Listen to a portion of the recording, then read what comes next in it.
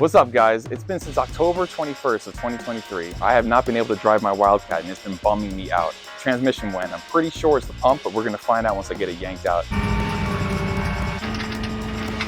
In this video, I'm gonna show you how to pull out a TH400 or pretty much any similar situation for almost any transmission on a classic car. This video will apply to that job. So we're just gonna go ahead and get it yanked out, figure out what's going on with it. I'm pretty sure, like I said, it's the pump that went on it because I was heading down the road and then all of a sudden the car just lost power. You could feel RPM going up, but the car wasn't moving forward anymore. Turned it off, let it kind of just sit there for a few hours. I went back and started it up. I was able to maybe get about half a mile down the road before it just cut out of me again. It was really frustrating. So it's the original transmission to the car. To my knowledge, I don't think it's ever been rebuilt. I'm gonna show you exactly how to get this thing yanked out, and we'll take it to the training shop and get it rebuilt. And you guys will see this whole process in this video. Wildcat is a sturdy, full-frame beast. I cannot wait to have this transmission redone and get driving again. I miss this car so much.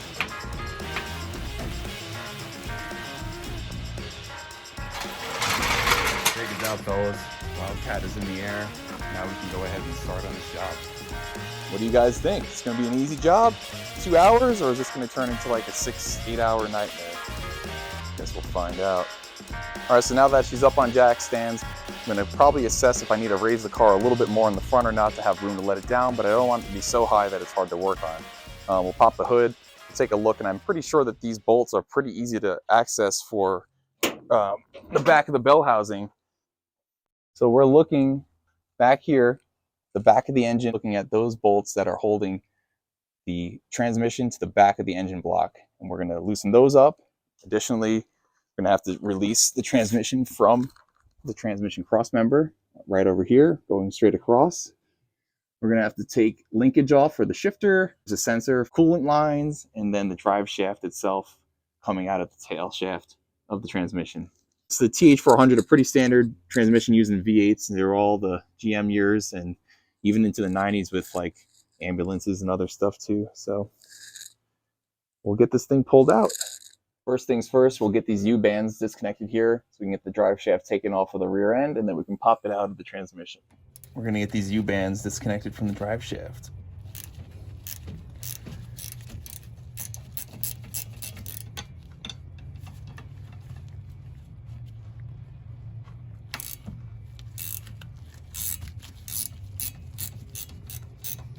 And on most cars, they're gonna have a very similar setup.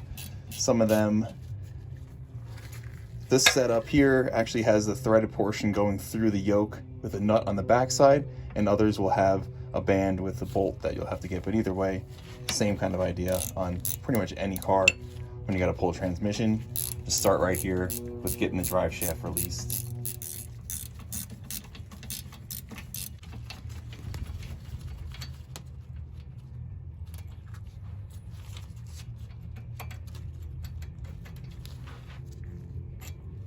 Just like that. One out, one to go. Okay, and we'll get our other one out right here. And I like to keep all the hardware organized together so this way you don't lose it, misplace it. And now in this case, I was able to pop it off out of the yoke. But what's unique about the Wildcat, it actually has a two-piece drive shaft. It's got this central U-joint connection where it has a bearing that kind of rides in the middle and kind of helps center it off of the transmission. So I don't know exactly why they engineered it this way, but nonetheless, this is how it's done. I'm gonna have to undo these bolts up top so this way I can take this bearing off along with the drive shaft, and it kind of comes off in one big piece, and then we can pop it out of the rear of the transmission tail house and have it out. As I said, for this application, for a Buick similar to this of this year, you're probably gonna have obviously a setup just like mine, but in most other cars from the 60s through 70s, they're typically a one-piece drive shaft that all you're gonna have is the set of U-bands on the back of the drive shaft going into the rear axle, and then you'll be able to just pop it right out of the transmission, and this wouldn't be here. But it's another little step along the way, not a big deal. It takes a few more minutes to do.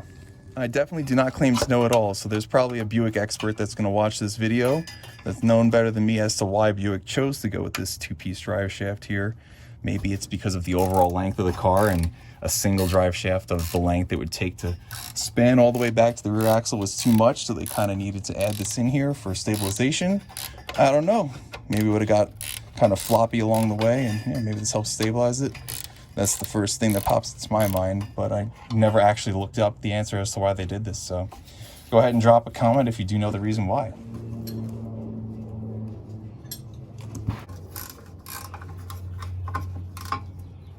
Okay, we're about to get this drive shaft popped out. The center bearing just released and it kind of fell down. I'm holding the drive shaft towards the end with my leg. My leg! I feel like that character on SpongeBob. All right, now it should be as simple as just kind of pulling forward a little bit. Right now it's out of the rear yoke. We're free here in the center. Now I can kind of pull forward and get it out of the back of the transmission. Let me get a better angle for you guys. It might spit out a little bit of transmission fluid on us. We'll see what happens. I'm guiding the back of the drive shafts. This way I'm not eating up everything on the back side there. And yeah, it looks like we're gonna be leaking. Probably should get something underneath here. Hang on. Okay, microfiber to the rescue. All right, perfect. Drive shaft is released. We'll make sure that we don't gouge up this yoke here. And I just need to rotate this around because the center bearing is kind of getting hung up on the exhaust.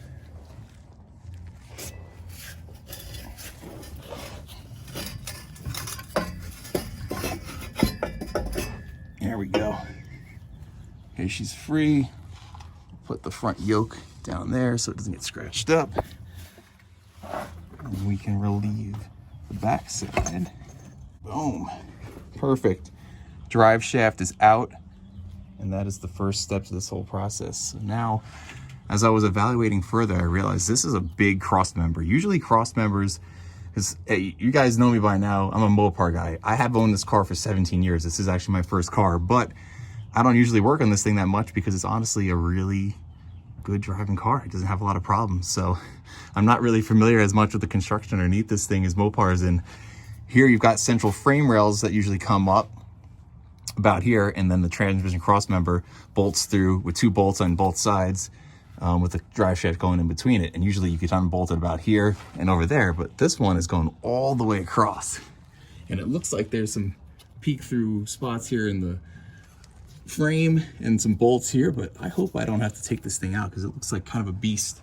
Maybe once I get the bolts off the back of the bell housing, I'll be able to bring the transmission kind of forward and get this tail shaft of the tranny past it that way, because that would be a lot less work. But probably won't go that way, and we're probably going to wind up having to get this whole thing out, which means having to fight it off of the exhaust, because now this thing's going to have to turn all the way and be able to slip out through the middle of the exhaust. So this is where the 2-hour job turns into a 4, 6, 8-hour job, and we're just along for the ride, guys. I can't get the sensor wire to come out the side of the transmission. I don't want to break it, so I was actually able to disconnect it up here, being a switch pitch setup here on this TH400. This was done from, I think, 65 through 67 on a lot of Buicks and other GM cars. And basically, these sensors with these modulators down to the solenoid on the transmission, it allows to change the blade angle on the stator in the transmission torque converter. And basically, you can go from like a 2800 to a 2000 stall, and it switches pitch between those 2 low and high stalls. So this way, like at lights, you can kind of have a high stall and be able to idle high, and then you can also be able to switch pitch, and when you're going down the highway, be able to stomp on it and accelerate good and pass people. So it's a pretty cool little thing. Regardless, I was able to disconnect here the other end of this wire, so this way we can just pull this through as the transmission comes down. Like I said, the sensor going into the transmission for the switch pitch going up there, we just disconnected, so that'll be good to be pulled out. Now I'm just taking apart what somebody had done in the past to hold these 2 together for this cross linkage here for the shifter. And we can get this disconnected. We'll probably make this a little bit nicer when we put it back together. But that's all that was holding this together, as you can see, which isn't really quite ideal. You can kind of come up with something a little bit better. Probably lube this all up. Just always make things nicer, you know. That's always the goal, is to put things back better the way you got them. The last thing that needs to be done here on the driver's side is to undo the speedo cable, which is coming out of this little port right here and going up into the floor of the car, up to the gauges. So I think I'll maybe be able to get it done by hand. There we go. What do you know? That was almost too easy. Give you guys a better view. That's what it looks like right there. So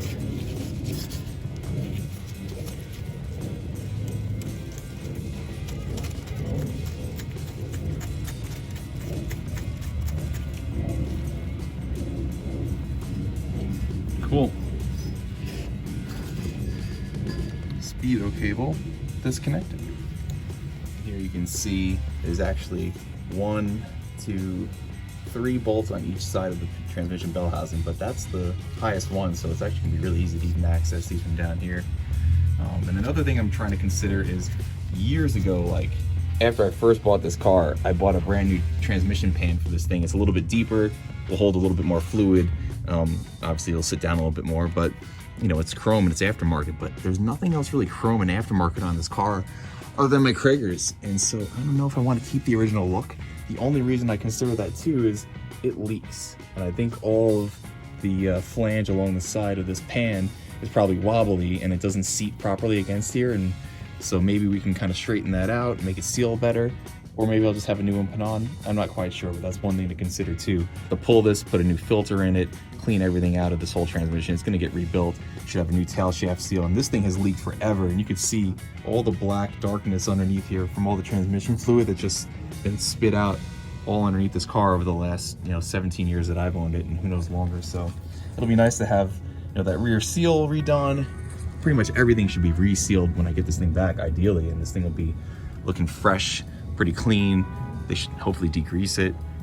It's an aluminum case, so there's no need to paint it or anything like that, but it should be clean, sealed up, and not leaking. And this engine actually really doesn't leak very much. That little drip you see there on the bottom of the oil pan drain plug here, that accumulates once every couple of months, like a drop or two. So it's a pretty good non-leaking engine outside of that. So it'll be really nice to get rid of the only thing that's really ever leaked on this car, which is the transmission. Just really honestly excited to have this done, just to make this car even that much nicer. Another thing I just assessed, which is really nice to see, is that the starter actually bolts into the engine side, and you can tell that because the engine is painted this teal color. So these 2 bolts here, it's bolted into the back of the block, and then conversely the back side of this transmission on this ear bolts into the back of the block here. So it's really nice that I'm not gonna have to take the starter out. I've already got the battery disconnected, there's no worries about that, but still it's kind of a pain in the butt to have to get all around here and get the wiring. So I should be able to leave the starter. You'll see the Bendix gear kind of sticking out probably in this little hoop. Once we pull this out, we'll get this cover off, be pretty home free. We'll have to disconnect this solenoid on this side. These 2 transmission cooler lines right here, we just got to disconnect those, and those are nice steel lines that are threaded into the side here, so those probably should not strip out on us, knock on wood. Yeah, it's honestly a pretty straightforward job. I think the only thing I'm still scared about is what's going to happen with this cross member, but we're going to cross that bridge here pretty soon together.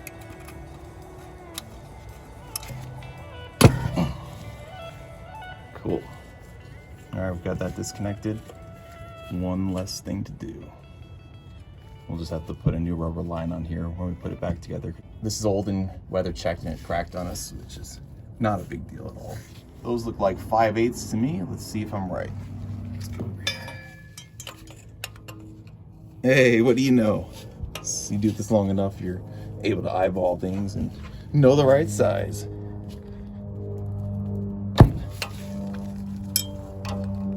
Perfect.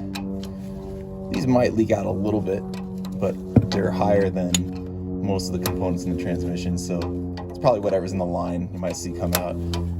We'll get this other one going too.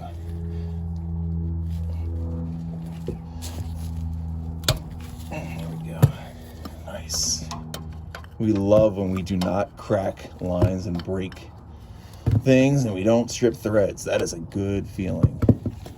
And I'll be honest with you guys, this is a very relaxing thing for me. When you're working on a car and it's actually going well, and I'm being very risky right now by saying that, it's relaxing, and just getting this line undone, and just trying to take my time. One of my biggest struggles I've had as a person in general, especially working on cars, I get impatient, and I'm sure there's a lot of you out there that can agree with me.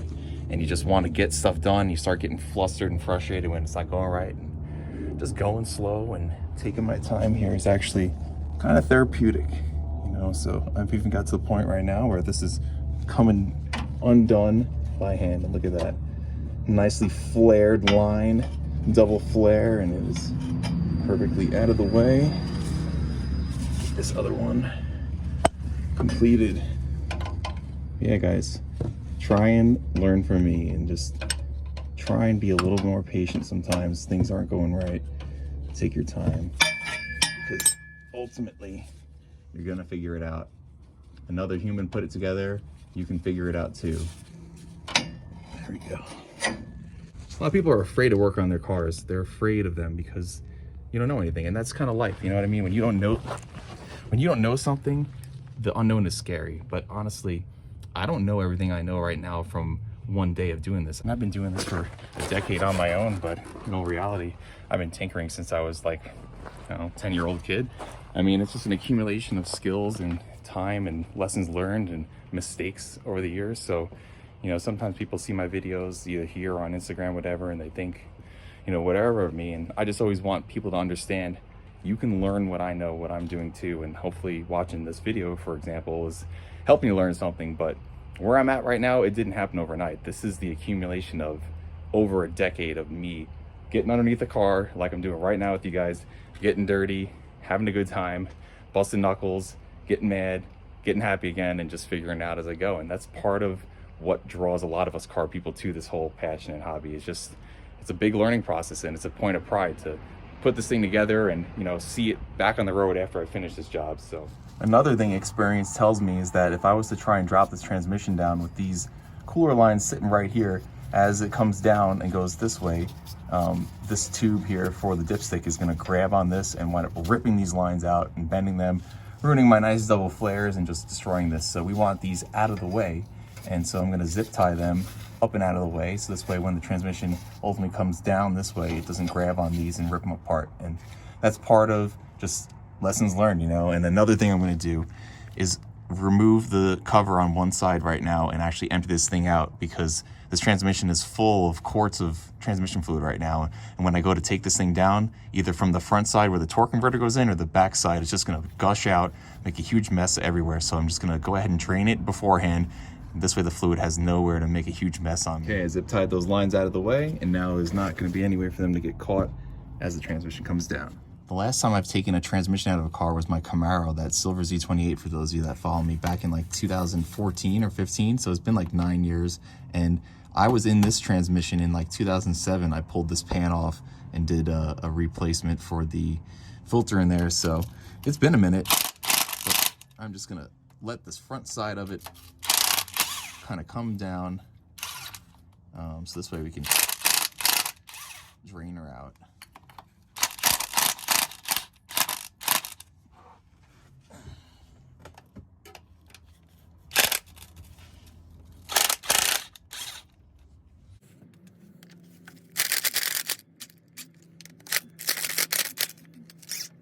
All right, you can see she's starting to leak already.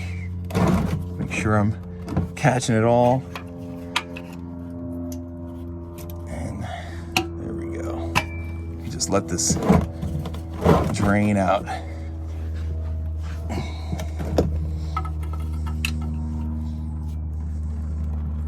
And there we go. Bleed her out.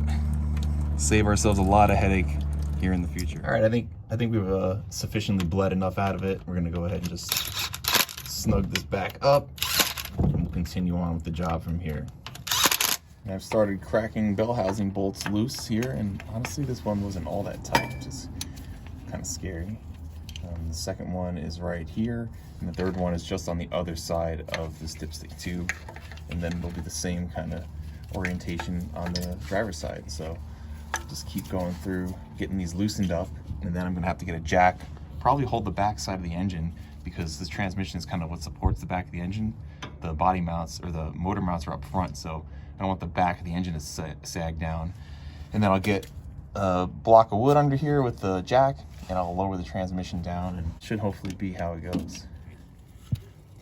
And once you get them cracked loose with the ratchet, they're actually pretty easy to start getting them going by hand after, because everything's lined up really good on the back side of the bell housing into the engine, because usually bolts have a hard time coming out when the two things it's passing between are kind of, got a little bit of an angle between them, or there's some tension, but the transmission bell housing lines up into the engine with some guiding dowels. It helps to really locate the transmission to the engine. And there you go. Let's see right here. Okay, now comes that bolt right there, and that's also probably what's holding on this transmission dipstick tube too. And as I remove hardware from a job like this too, I'll keep them together, keep them near the jack stand so I don't hit into them and knock them into the grass and can't find them. And I like to compare to the height of them and see if, hey, maybe one was a little bit longer than the other, and I'll remember this one came out of a certain location. So far, they're both the same size, but that's another little thing, tip and trick I kind of learned along the way too, because sometimes you get one that's a little bit longer and you're like, crap, where did that go when you get to the end? So if you just pay attention along the way to what you're doing, it makes it a lot easier in the end. Okay, and over here on the driver's side, we've got this one lower one there in the middle, and one up top. And same deal, we'll just continue following our process. I'm leaving the bottom ones on each side in just a little bit, so this way, you know, nothing can move while I figure out what I'm gonna do with the cross member. But like I said, there's an aligning dowel that comes from here into this ear on the back side of the block on both sides that will stop the transmission from falling downward. You know, if you think about it, if you pull off these bolts, you think, oh crap, the transmission's just gonna fall down. Well, that doesn't happen because these alignment dowels prevent that, plus it helps to align the transmission as you put it in. Torque converter going on to the back side, you know, of the crankshaft, so that won't happen.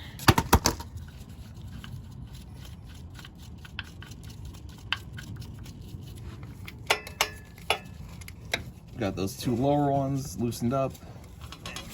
Let's get this side going too.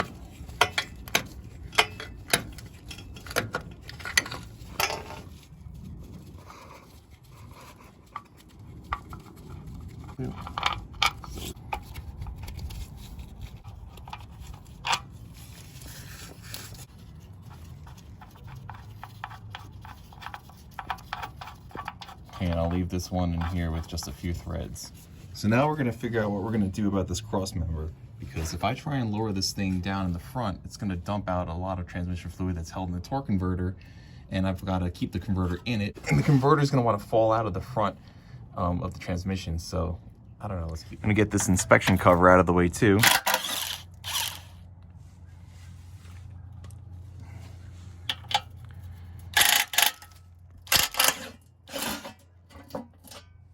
But these are not, you'll see a lot of guys that will run their cars without these. And no, it is not totally necessary to have them. I like to run them, and obviously it's still stock and original, but here you can see a little bit more what I was talking about. This is a torque converter. So this bolts up here to the flywheel. The flywheel is bolted to the back side of the crankshaft, coming out of, you know, the back of the engine. And let's see if I can show you. So right here, this is the back snout of the crankshaft, and this is what is getting turned by all those pistons going through that beautiful internal combustion on the inside of this engine. And as this thing rotates around, this is bolted to that. So then this flywheel then is connecting the transmission here at the torque converter. This torque converter is full of all these little wings and passages, and there's a lot of fluid in there, and it's a very scientific thing that I don't know all the details on, but I can tell you that much at least. Additionally, this ring gear on the outside of the flywheel is what gets caught by the Bendix, the little gear that jumps out of the starter right here and catches to it, and then helps spin it over and get your engine started. And then a little nugget of knowledge, I think I said it wrong before. This is actually considered a flex plate here on an automatic car, and you can see these little notches that are cut into it because it gives it a little bit of room to flex. On a manual car, it'll be a flywheel is what it's called, and you won't have these little movement grooves cut into here, and it'll be a bit thicker, and there'll be a flat, flush machine surface on here on the backside where the clutch will attach to, and then that bare metal surface that looks kind of like a big brake rotor almost is where the clutch material is going to grab onto there when you release the clutch, and it'll engage the transmission from that side onto the flywheel. But this is actually a flex plate, not a flywheel for an automatic car. And some people use the terms interchangeably, but I just always like to be correct for you guys. So flex plate here bolted to the torque converter. This one is, I think, the OG one. So like I said, I don't know if I need to get a new one of these when they rebuild it, if it's going to require a new one. I'll find that out, but nonetheless, I need to unbolt the torque converter from the flex plate, and that's going to require me moving the engine around, probably 4 around this. And then once that's done, this torque converter literally just pushes in to the front of the transmission. So this thing could technically fall out of the transmission as it comes down. It's got a little bit of a nice shaft that the front pump shaft goes into, but still, this is something that actually you have to be careful of. And I'll show you that as we pull it out. But that's kind of the next steps. Disconnect the engine from the transmission here. We've already got our bolts undone. You can see it's starting to separate a little bit. So yeah, let's take it from there. I'm gonna go ahead and loosen up these bolts that are holding the tail shaft of the transmission here to the cross member to see if I can get my technique going like I'm thinking.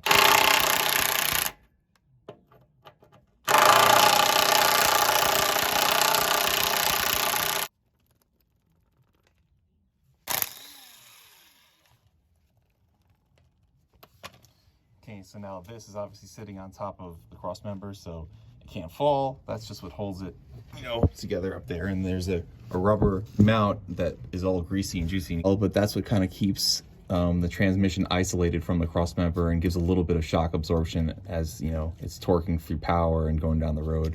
It's right over here. And these things do wear out over time.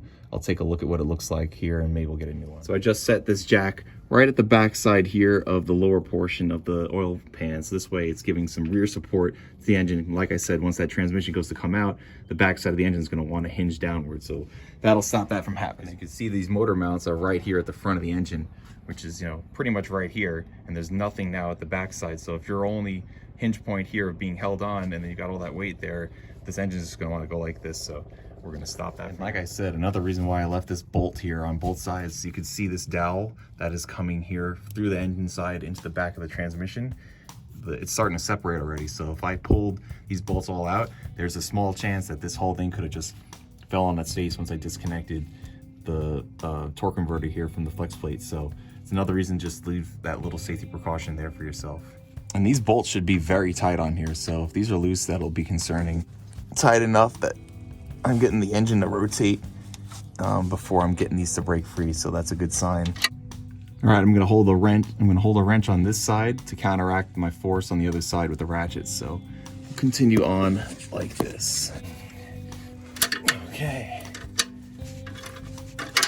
If I'm not mistaken, these should go in with some red Loctite because you want this to never loosen up and separate. So whether they did that from the factory or not, I don't know, but with every other transmission I've done with the car, they always do. So they're very short and shallow little bolts. Here you can see it. Not a whole lot of thread that goes into it, but that's all it is.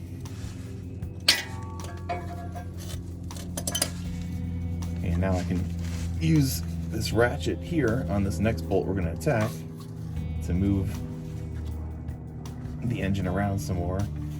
And before I try and take this one off, I need to get this one over here to this position, so this way I can have the next one available to get the wrench on it. And sometimes these are keyed a certain way, like there's not an even pattern on all four of them, so sometimes it's a real pain in the butt to get these lined up, the torque converter side and the flex plate side, because sometimes, like I said, it's not an even square. Like sometimes it's a little bit offset in one of them. You'll get like 3 in and then one won't go and you have to undo it and try again. So it's kind of a pain in the butt that way sometimes.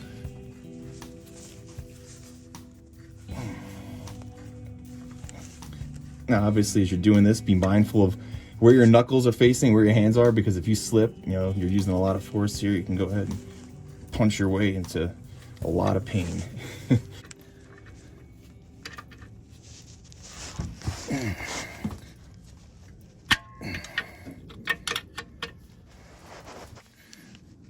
Okay.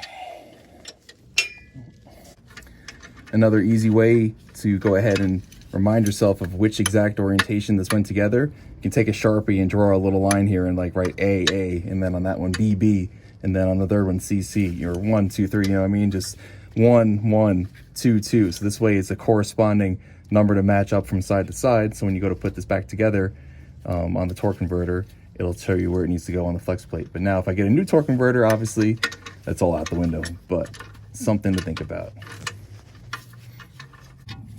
Okay. That bolts out. Now, continue moving it around.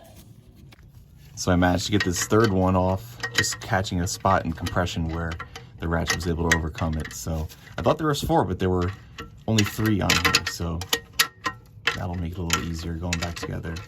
And like I was saying before too, with this being a flex plate, you can see these like grooves that are cut into it.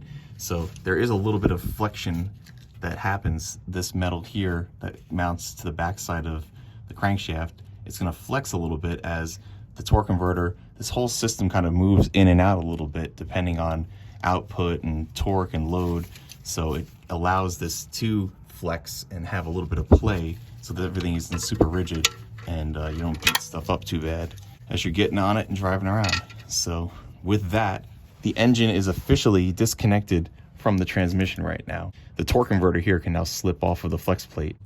And here to show you too, you can just see how there is a little bit of play in what is the flex plate. And all I need to do is get this cross member out of the way. We can pull these two bolts on both sides of the back of this ear of the transmission and slap a jack under it, and this thing is ready to come down and get out of the way. I've determined there's not going to be a way to get this thing out past the cross member without getting it out. So I'm gonna have to do it. Gonna have to move the cross member, and I can tell just by looking at all of the original factory undercoating that's still on these bolts, and I've been kind of scraping it away with the screwdriver so this way my socket can fit on there, that this has never been out before, which tells me the cross member's never been out before because the undercoating's still on here. The transmission's never been out before, and my predictions before were correct that this is still an original transmission that's never been rebuilt. So to last, you know, what, 58 years? I think it's 1966 and it's 2024 if my math isn't wrong. That's pretty damn good. All right, and I was able to break this thing free, so it looks like this is going to be doable. But as we can see, it passes through the chassis, and we have to actually get it through to the other side here to get this nut. So I don't know if it's going to be too much of a pain in the butt, but you can kind of see it right there. Yeah, we'll just keep working it. I thought this was a nut in here, but it actually is just a threaded receiver for the bolt that's coming through from this front side. Because that's what I was worried about. Yeah, you see that movement there? It's not moving the whole thing, it's just the threads. So this will be easy then, because I thought I was gonna have to reach through here with a extension and try and have that other side, if it was a nut, and get that back on there. I was like, this is gonna be impossible to do, but it's not too bad. We are moving along here. And this one's being a little troublesome coming out, so I'm gonna spray it with some WD, so this way it's loosened up. And this should be a lot easier now as those threads pull through and come out. We'll get this other one too. So a critical lesson here is that I am not trying to break these bolts inside of this cross member. This would absolutely suck. What happens is over time, as you saw, the threads on these bolts have rusted through where it goes into the chassis here. And so I'm slowly working it and loosening it, and when I reach the point where it feels like it's really hard to move, almost can't go anymore, I stop and I actually start tightening it, pushing the bolt back through this way, so this way I can spray more WD-40 on the threads and then start loosening it.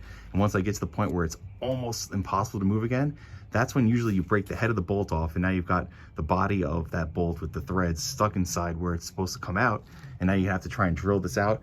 Be an absolute nightmare. So just go until you almost reach too much resistance, stop, go ahead and tighten it back up. It'll feel looser, and then you keep spraying your WD-40 and just keep going like that, and that's eventually how you get them out. Because if you just try and go all the way and overcome it, you're going to snap the head off that bolt and you'll have a nightmare of a job. I'm telling you, don't do that.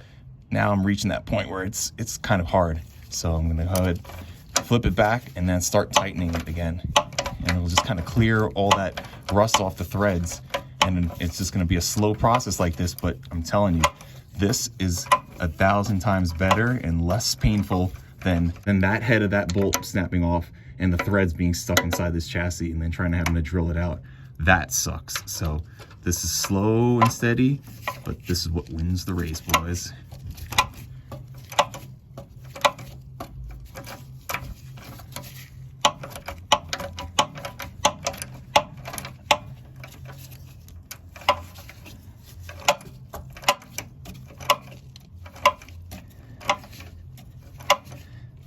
See, right about here, it's getting really hard. Once it gets to that point, yep, flip it back over, and we'll just rinse and repeat this, and we will likely come out victorious. Also want to point out that I've got my jack set up here with this piece of wood underneath the transmission pan. It's centered side to side, because if you got it over here or over here, when you let the transmission down, it's going to fall off. So make sure it's nice and centered, and this is actually taking the weight of the transmission off the cross member. You can see it's floating above it right now. If this was still sitting on the cross member, it's going to be hard to get this out, and could also be applying undue pressure against these bolts that we're trying to get out of the cross member. So got the transmission about 1/8 inch floating above this cross member. So once I get these last two bolts out, I'll be able to take a hammer and kind of break free this rust, move this thing out of the way, and then that is the only thing in the way from letting our transmission down. We're about to have success here, guys. This is the third to last one. There's one more, but this one here I have gotten in and out and in and out enough that this last little way, it is coming. Oh yeah. Easy street now. Sweet. Yep, that was in there for a long time. Now we just need to get this last one over here. Come on, baby. Come on. It's a slow go over here, but we are getting it. I had probably spent about 30 minutes just on these two bolts so far. So I'm telling you, you gotta be patient.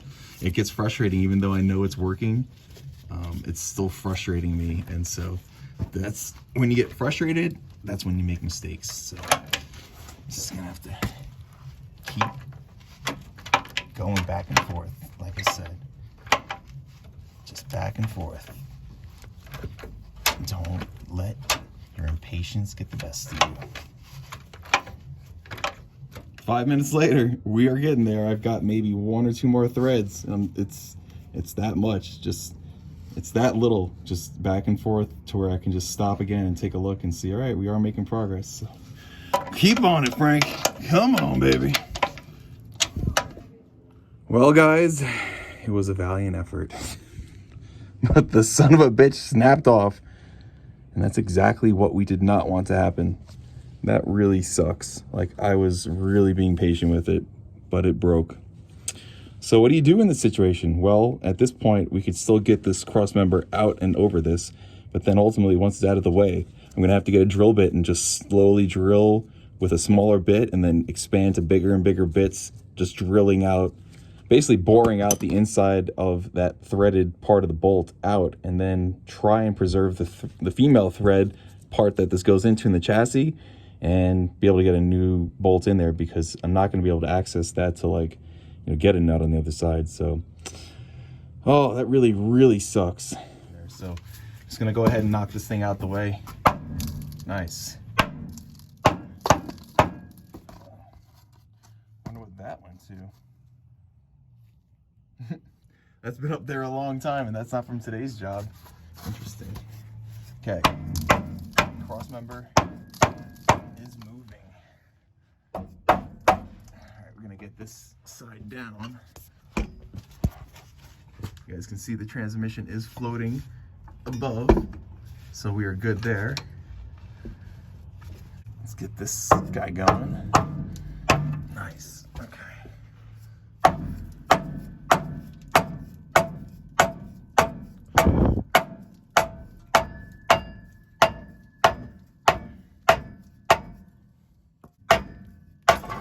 Perfect. Looks like they had stuck some shims in here. Interesting. They're done at the factory. I mean, they're cut to size to fit there, so maybe they were. Cool. Okay, now we can get this cross member out of the way.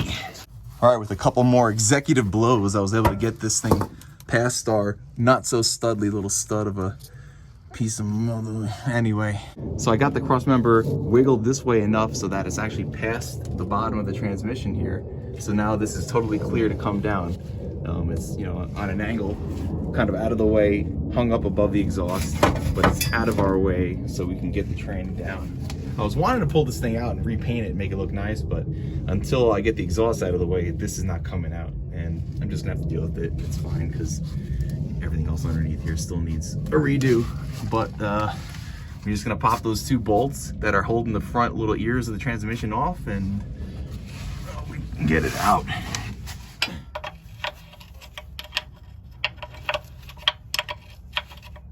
This is what we needed to do to be safe before, for sure. Okay, this last bolt's coming out. The engine and transmission are completely disconnected right now. The only thing holding it in are these two dowels on both sides, kind of guiding the back of the engine into that transmission, and my jack. So as I lower this jack now, I'm gonna have to kind of maneuver the transmission away from the engine a little bit to surpass those dowels. Otherwise, because it can't go straight down because those dowels are kind of holding it. So I'm gonna need to pull it back and come down and we can get this bad boy out. Hopefully I balance this thing correctly and it's not going to teeter forward and side to side too much. I'm going to support it here and let's hope for the best, guys. All right, cool. It is well balanced. You can see it's kind of just able to teeter totter here. Flex plate and torque converter are disconnected. Nothing else is in the way, so let's just slowly lower this thing down. And the jack is going to kind of lean the transmission forward back towards the engine again, so we'll keep pulling back to come down. Oh yeah. This is going super smooth. If it wasn't for that one freaking bolt that broke off in the frame, this job was honestly super easy. Hung up on here. There we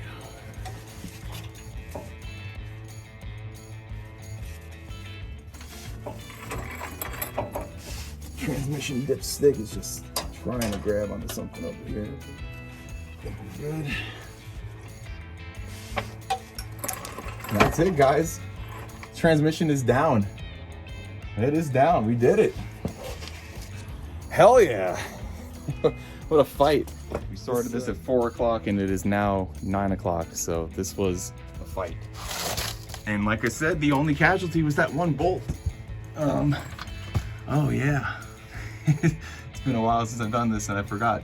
I'm either gonna have to drop the transmission down onto the ground so I can clear the exhaust, or I'm gonna have to jack the car up more, but my jack isn't gonna really allow that, nor the jack stand. So yeah, I'm gonna have to muscle this transmission onto the deck here and then slide it out. So let's do that. Oh man. I think, yeah, I should clear the exhaust. The top of the bell housing should clear this exhaust once it's on the ground. I just gotta get it there.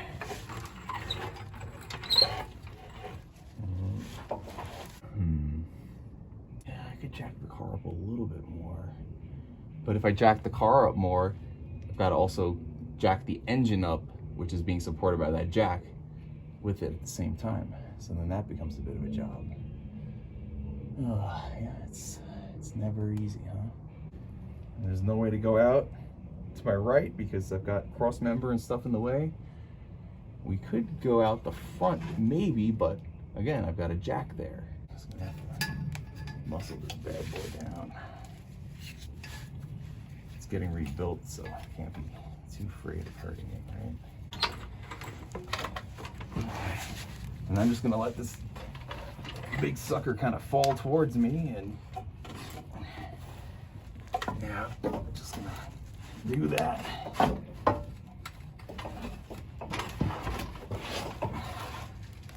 Okay. Jack is out of the way. We're on the ground.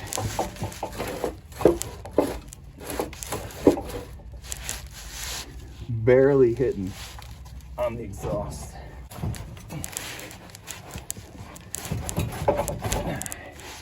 There we go.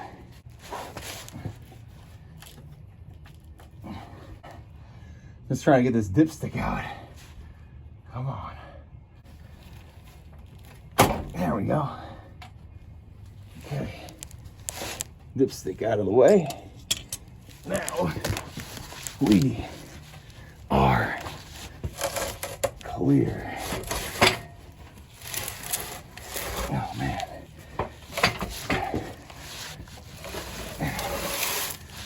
Okay, guys. That's it. Yeah, baby. Big mama. Oh, we did it. Oh man. What a job. Man, if it wasn't for that one bolt that broke, pretty much flawless. I'm just gonna have to remember when I put this transmission back in to leave the dipstick out, get it underneath, and then pop it back in for fitment. I think I'll probably try playing with getting the car up a little bit higher, so this way I'm not scraping it along the exhaust again, because when I put it back in, I also want to scrape the pan. I'll probably figure something out to get this thing reinstalled in a little bit less of a barbaric fashion, but we did it, guys.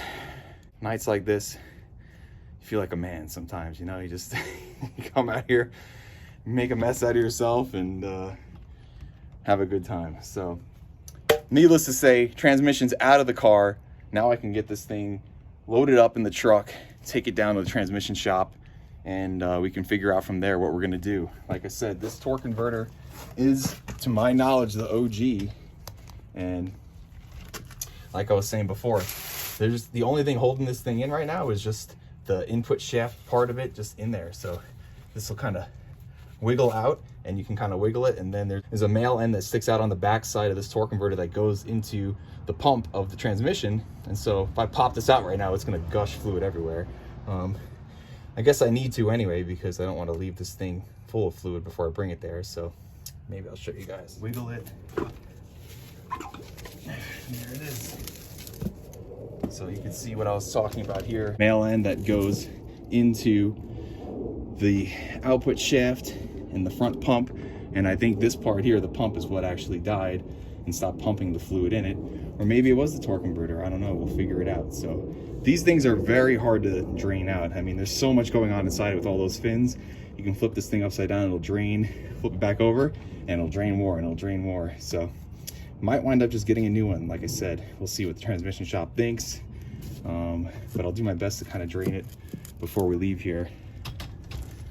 And these things are heavy. This thing probably weighs about 45, 50 pounds. And you can see the fluid coming out of it. It's a little bit shiny. So there's definitely something going on inside the transmission for sure. Yeah, I can see some metallic kind of ripples going on there. So we'll let her drain out there. We'll drain out the rest of the transmission. We'll get it loaded up, and the next time I see you guys in this video, we'll be back with this thing rebuilt, looking nice.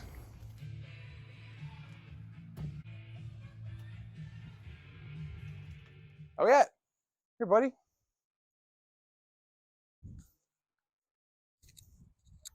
Buddy boy. Hey guys.